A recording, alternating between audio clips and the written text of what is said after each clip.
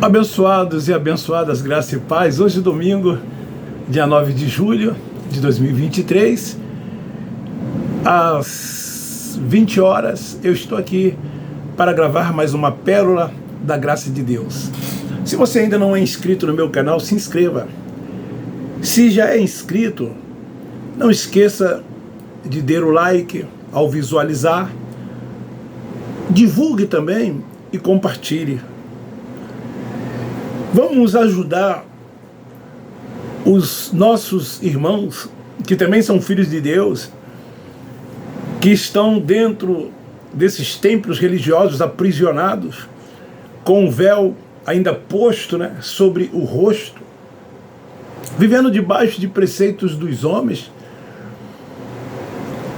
Ajudá-los, quem sabe, a se levantar de dentre os mortos, para que o Espírito Santo possa lhe esclarecer.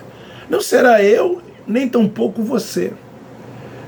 Eu fiz uma faculdade teológica, como vocês sabem, fui professor nesta mesma faculdade, lecionei em 3 institutos bíblicos, li a Bíblia algumas vezes, e o meu entendimento era o mesmo entendimento do sistema religioso. Aquilo que eu lá aprendi, aquilo que eles me ensinaram, eu também ensinei, acreditando que tudo aquilo fosse uma verdade. Até que aos poucos, o Espírito Santo foi me trazendo a luz da verdade, a sã doutrina, este alimento sólido que é a sua palavra. E hoje eu me alegro, me regozijo em transmitir a graça de Deus. Então vamos para mais um tema polêmico, complexo. E o tema de hoje é: a grande tribulação é mais uma grande mentira da religião. E nós, lógico que vamos usar o livro histórico de Mateus, capítulo 24, ali a partir dos versículos 1 em diante. Eu não vou fazer nem a leitura, porque ele é muito extenso, mas muitos de vocês já leram e conhecem. O versículo 1 começa dizendo: saindo do templo, Jesus ia se retirando quando se aproximaram dele os seus discípulos para lhe mostrarem a estrutura do templo. Então este é um tema muito complexo e muito discutido no campo da teologia. A escatologia futurística crê que esse período de tempo ainda está por vir.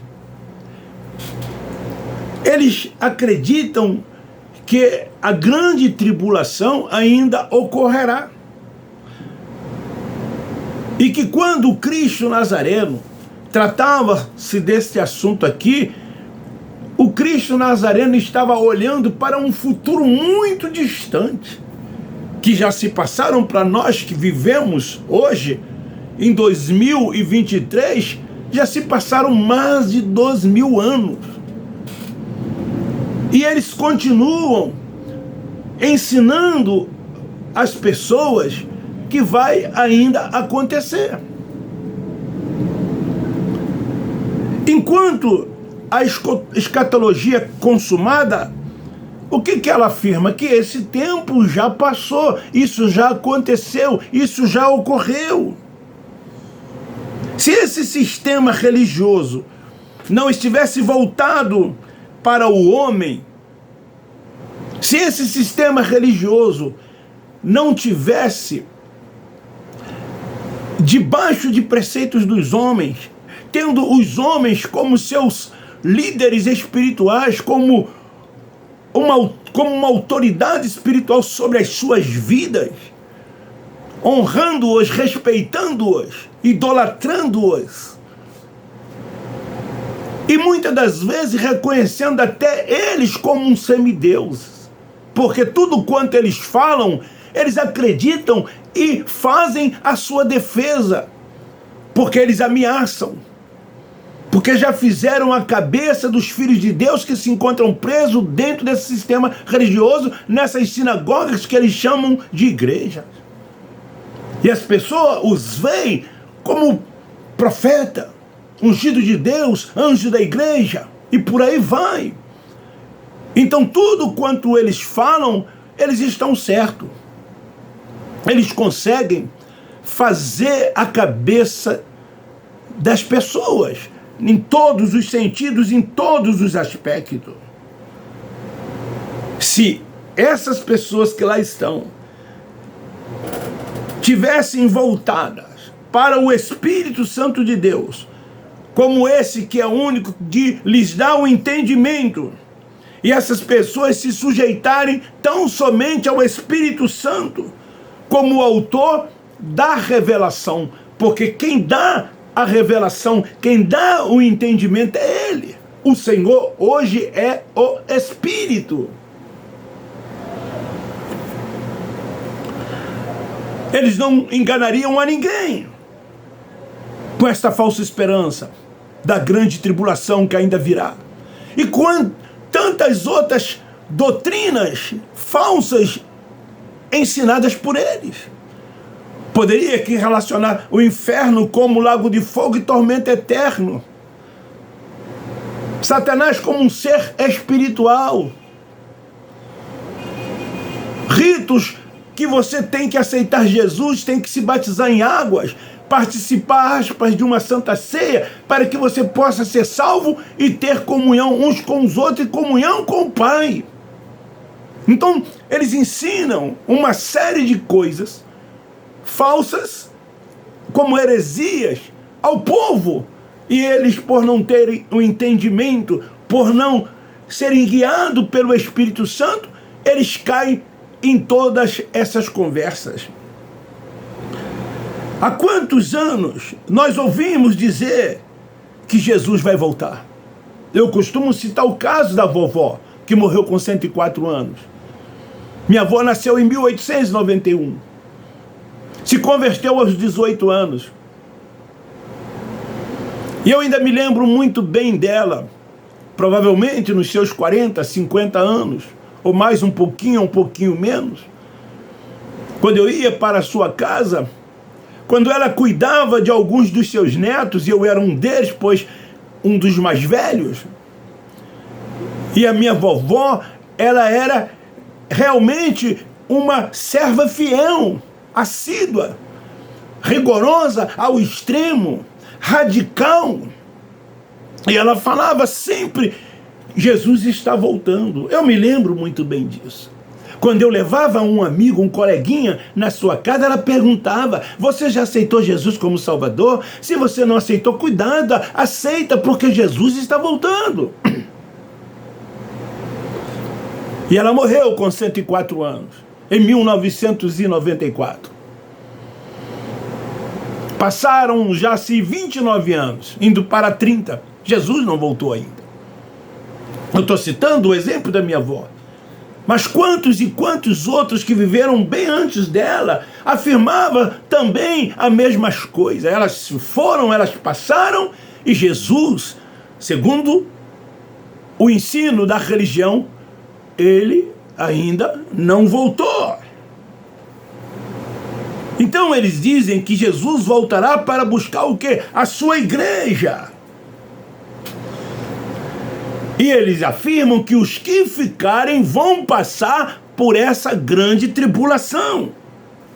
E as pessoas têm medo, porque eles leem aqui o capítulo 24 de São Mateus. Se você nunca leu, leia para você ver. Por exemplo, quando ele diz aqui no versículo de número 29, logo depois da aflição daqueles dias, o sol escurecerá, a luz não dará a sua luz, a estrela cairão do firmamento e os corpos celestes serão abalados. Eles leem aquela parte que diz que haverá um tempo de aflição como nunca houve, nem tão pouco haverá. E vão colocando medo nas pessoas, vão colocando terror nas pessoas. E as pessoas, por medo de que essas coisas ainda vão acontecer, e se elas não estiverem na igreja, aspas, elas vão passar por todas essas coisas. São ameaças e mais ameaças nas suas reuniões, para prender cada vez mais essas pessoas lá, porque eles têm seus interesses, as suas conveniências. São dinheiro, benesse, honraria. Eles querem primazia, serem tratados como doutores, como mestres. Fazem questão dos seus títulos, se orgulham quando são chamados de pastores, de apóstolos, de bispos, etc. e tal. Quando se consagra, aspa, um desses, vocês têm que ver a alegria. Há pouco tempo mesmo, um que eu conheço, que foi até professor, foi consagrado. Tem que ver a alegria. Postam nas redes sociais. E aí as pessoas, não, eu já te via há muito tempo já como pastor. Você não era presbítero, você era um verdadeiro pastor. São em busca dessas coisas que essas pessoas estão. Acorda, povo, desperta, povo de Deus. Há um só Deus que é Senhor de todos e de tudo. Ele é único, Ele é soberano. Ele é o Senhor das nossas vidas. O apóstolo da graça de Deus fala sobre unidade. Ele não fala de 2 batismos, ele fala um só batismo. Ele fala de uma só fé. Ele fala de um só Senhor.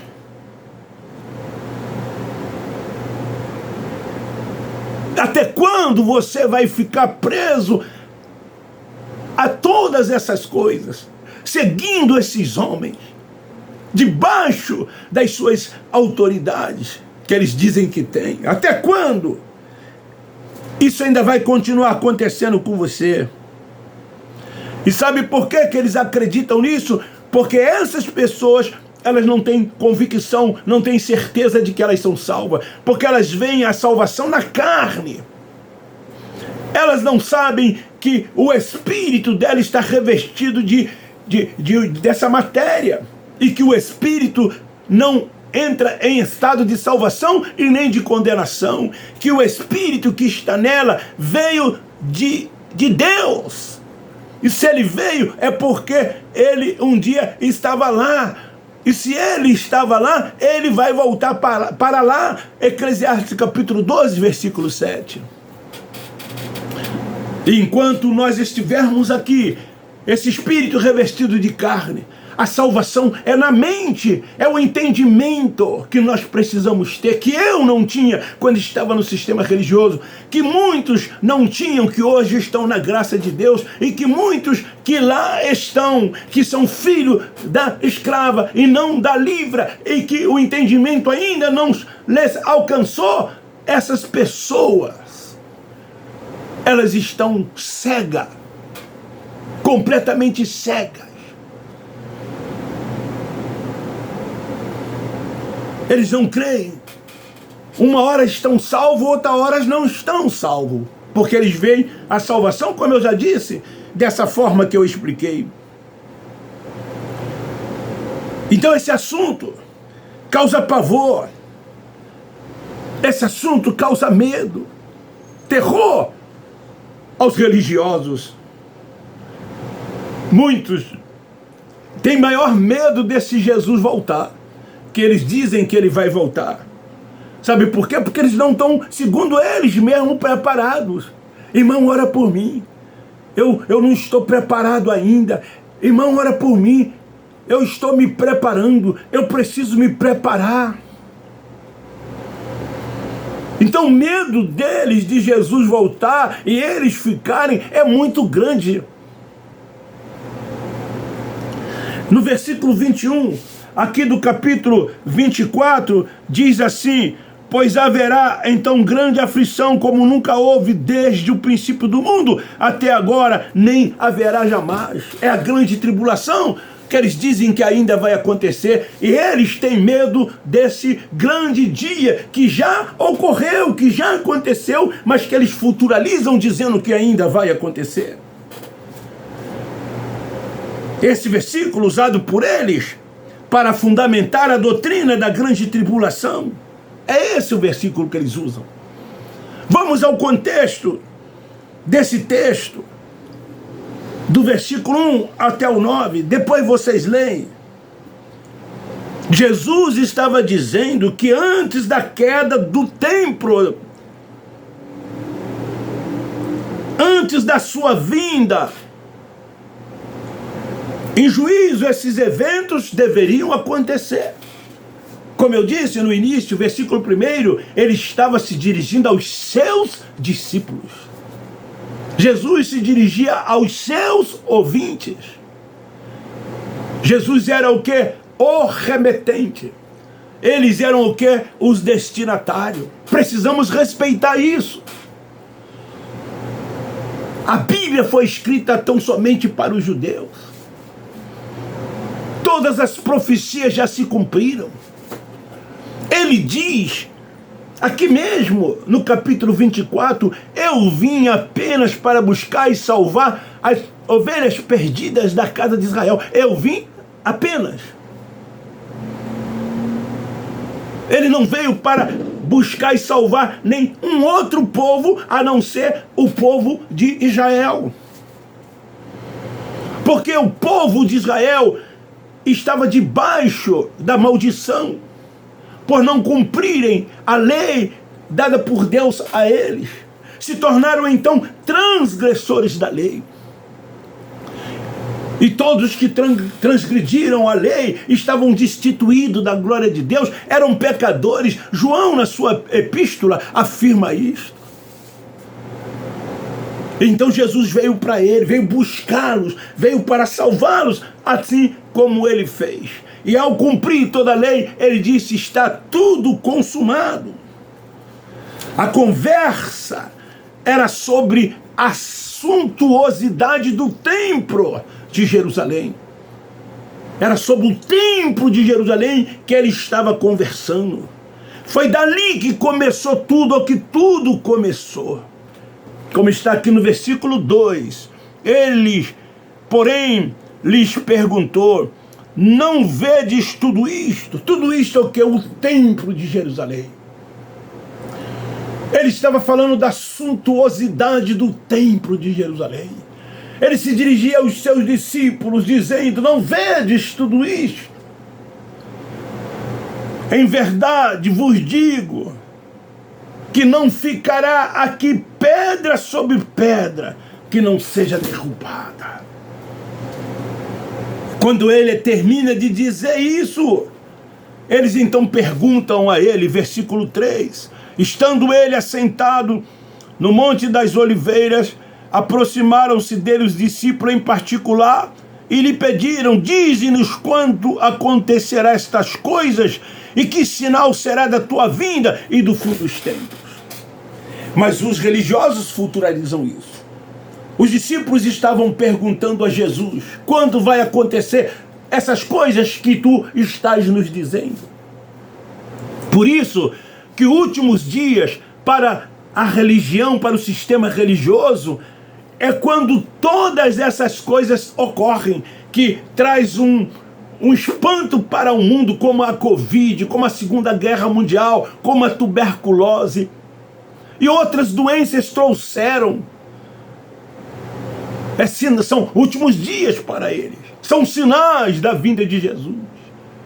E muitas coisas ocorreram, muitas coisas aconteceram. E Jesus não voltou. Jesus não veio. Por que ele não voltou? Por que ele não veio? Porque ele já veio. Porque quando ele estava dizendo essas coisas, ele estava se referindo àqueles dias. Esses acontecimentos se dariam. Tudo quanto está aqui no livro histórico de Mateus já aconteceu, já ocorreu. Ele estava se dirigindo àquela geração.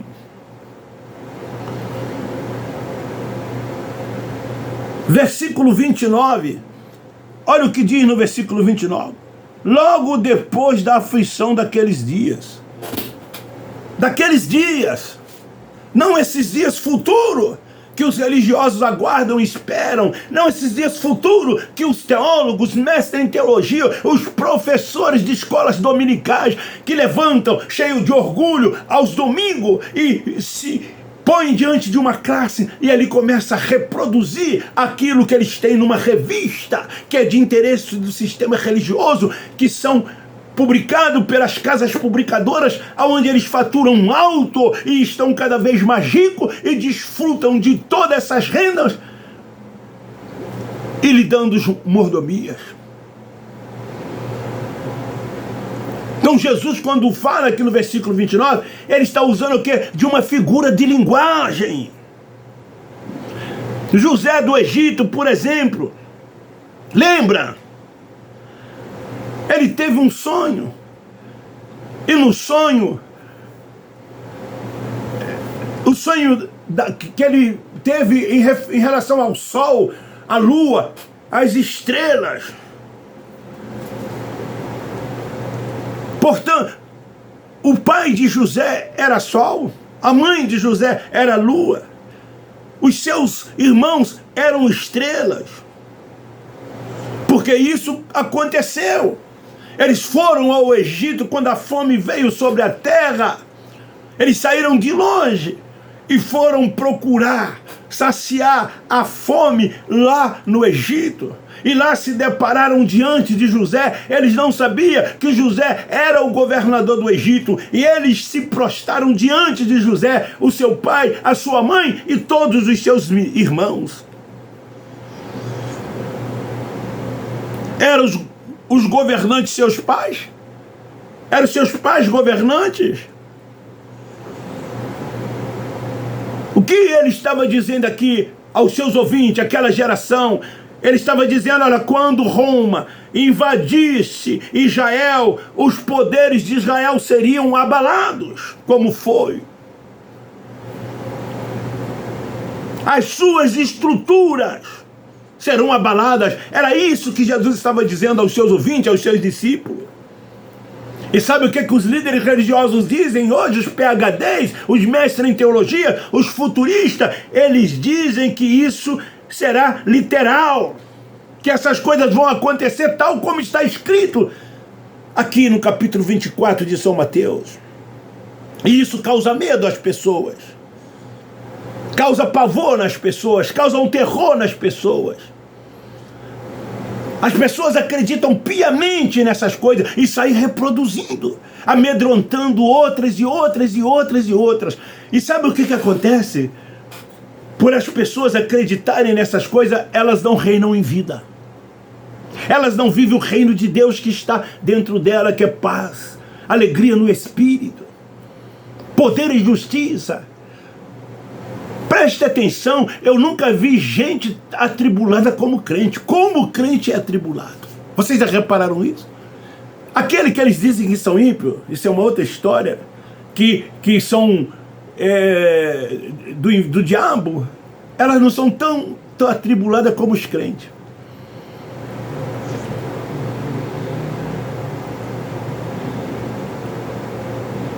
Então isso, eles acreditam piamente. E elas ficam com medo.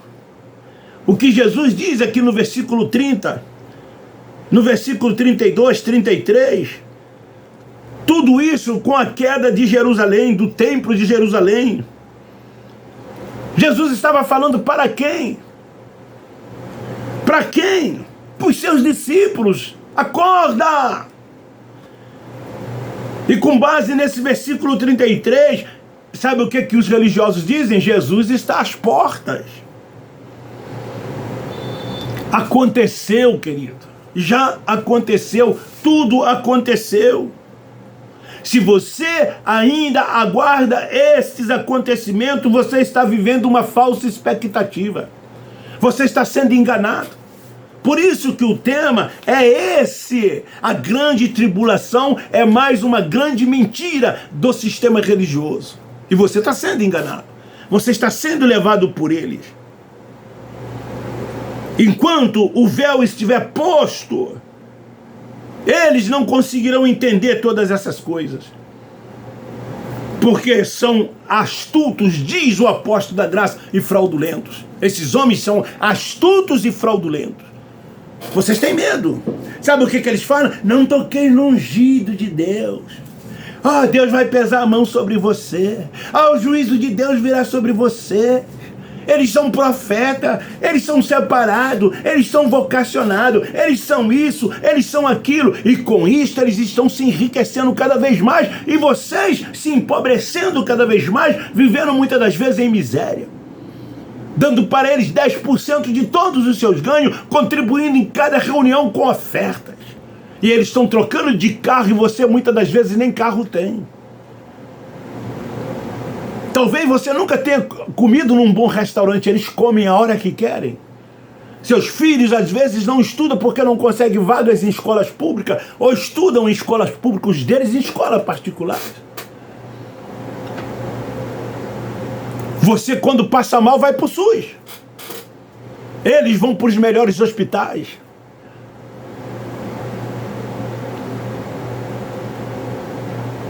Seus filhos têm tênis de marcas.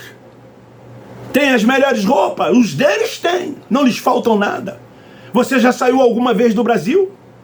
Você já foi para o exterior? Talvez você não tenha saído nem da sua cidade, quanto mais para outros estados ou fora do Brasil, mas eles vão a hora que querem. Vocês têm passaporte? A maioria deles tem, não estou generalizando, quase todos eles têm. Você já foi algumas vezes em Israel, que é o sonho dos religiosos, é conhecer Israel, é pisar em Israel, é ir na Terra Santa.